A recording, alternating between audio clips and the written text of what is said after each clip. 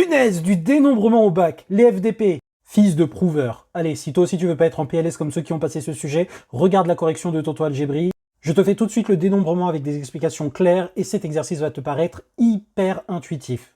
Je te laisse lire l'énoncé qui d'ailleurs est disponible sur APMEP en propre. Merci à eux, et moi j'attaque avec la question 1, déterminer le nombre de séquences possibles.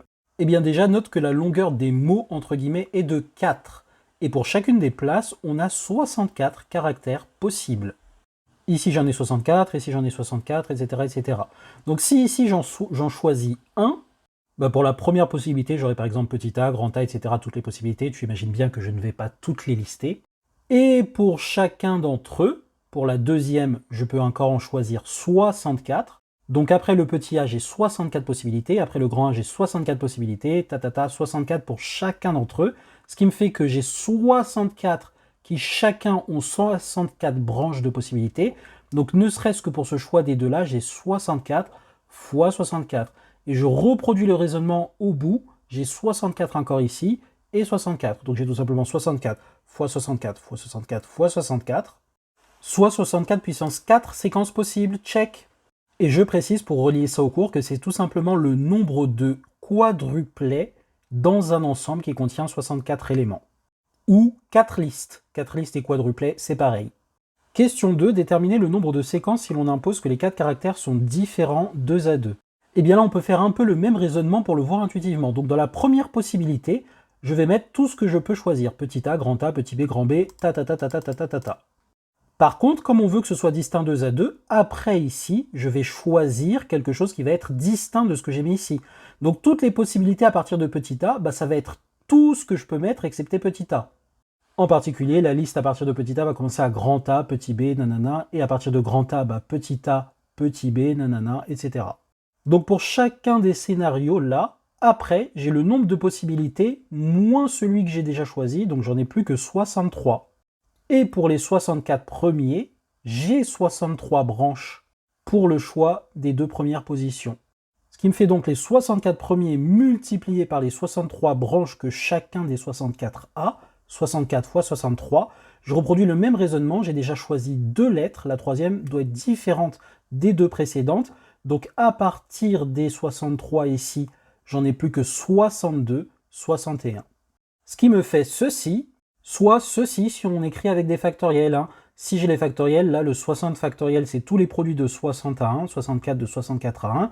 Et donc dans les 64, j'ai 64, 63, 60, qui se simplifie avec les produits de 60 en bas. Et donc j'ai bien 64 fois 63 fois 62 fois 61. Ce qui fait 15 249 024. Pour la réponse à la question 2, check. 3a, déterminer le nombre de séquences ne comportant pas de lettre A majuscule. Le principe est exactement le même que tout à l'heure, sauf que là, dans notre alphabet, entre guillemets, j'ai pas le A majuscule, donc j'ai 63 symboles seulement, donc 63, pour lequel j'ai après 63 possibilités, etc., etc.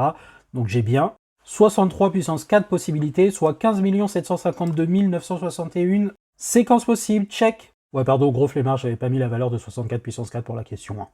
3b, en déduire le nombre de séquences comportant au moins une lettre A majuscule. Et bien là c'est tout simple, c'est l'ensemble total des séquences auxquelles on enlève celles qui ne contiennent aucun A, parce que ne contenir aucun A, c'est bien ça le contraire de contenir au moins une lettre grand A majuscule. Ce qui nous fait donc 64 puissance 4 moins 63 puissance 4, ce qui nous fait 1 24 255, check. 3c, déterminer le nombre de séquences comportant exactement une fois la lettre grand A majuscule. Bon là ça se corse un peu, mais on va y arriver, reste avec moi, reste avec moi.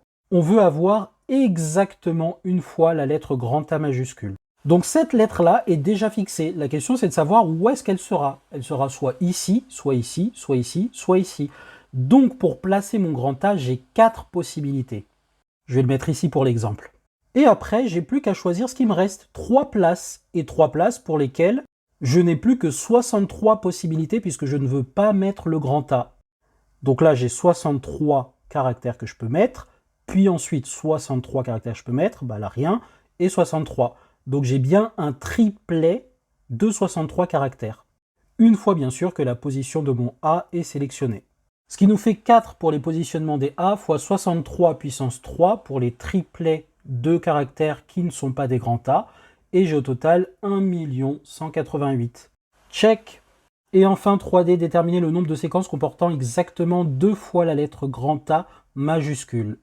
Alors même raisonnement, il faut que je choisisse où placer mes 2 grands A. Je peux faire ici et ici, ou ici et ici.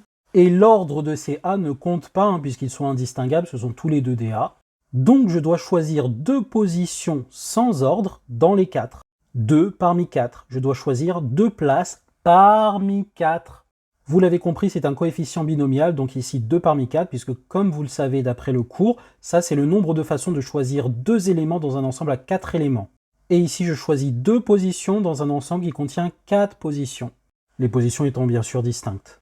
Et après, j'ai plus qu'à choisir mon duo ou mes couples parmi toutes les lettres excepté grand A, et il y en a 63 au carré. Puisqu'encore une fois, 63 possibilités, pour lesquelles j'ai encore 63 possibilités. Check! Voilà, j'espère que ça aura aidé à démystifier le dénombrement. Bisous!